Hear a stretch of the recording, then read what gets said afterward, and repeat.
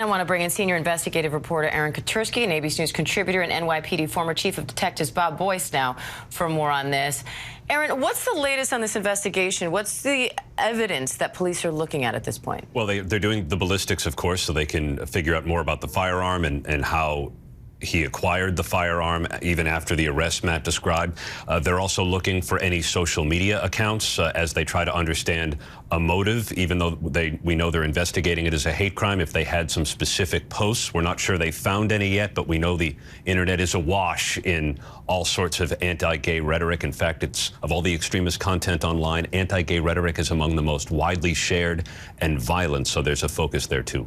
Now, Robert, the suspect was arrested last June after being accused of possessing a homemade bomb and threatening to harm his mother. But there's no record of prosecutors moving forward with those charges. What do we know about that case? We don't know a lot, and that's probably part of the problem, is that how is that disposed of and where did it go? We saw that generally with these things, is he charged? Was it just considered an emotionally disturbed person run, which it probably was, and there was no case brought forth. That should come out today on the witness, on the press conference. We have to also know, when did he start planning this? At some point, when did he purchase these or obtain these firearms? That'll tell us more. Again, what Aaron said before about the social media. Was he active on social media? Where did this hatred develop? What kind of timeline we're looking at?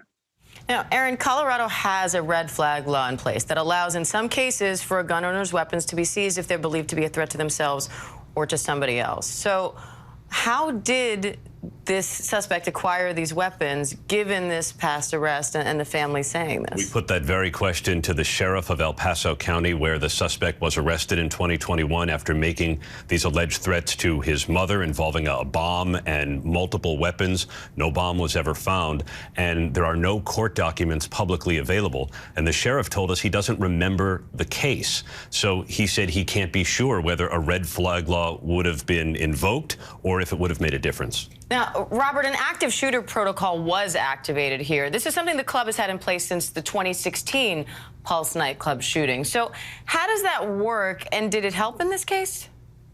Well, I think you saw what happened. The police were there in 3 minutes, so the response time was not an issue at all. What was the true value here is the people stepping up and storming him. We rarely see that, but it does happen. We saw it in the Colin Ferguson shooting on the Long Island Railroad, where he's disarmed at some point by people who would have been more victims.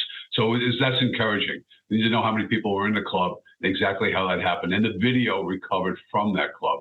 What could that tell us exactly when he started firing, when he came in the door? Now, Aaron, police are saying that this shooting happened just after a drag show had ended at the club. Those events have been targeted in the past. It's now being investigated as a hate crime. So does that change the investigation at all? It doesn't necessarily change the tactics of the investigation, but they do want to understand, was this individual specifically motivated by an animus toward gay people in the LGBTQ community? And analysts say anti-gay rhetoric has only flourished in the past year. There have been more incidents of violence against the gay community. The district attorney said a bias crime wouldn't necessarily add anything in terms of sentencing because of the murder charges that the suspect is likely to face. But it would help all of us understand how some of this stuff that originates online turns into a real world tragedy. All right, Aaron Katursky, Robert Boyce, we appreciate it as always. Thank you both. Hi, everyone. George Stephanopoulos here. Thanks for checking out the ABC News YouTube channel. If you'd like to get more videos, show highlights, and watch live event coverage, click on the right over here to subscribe to our channel. And don't forget to download the ABC News app for breaking news alerts. Thanks for watching.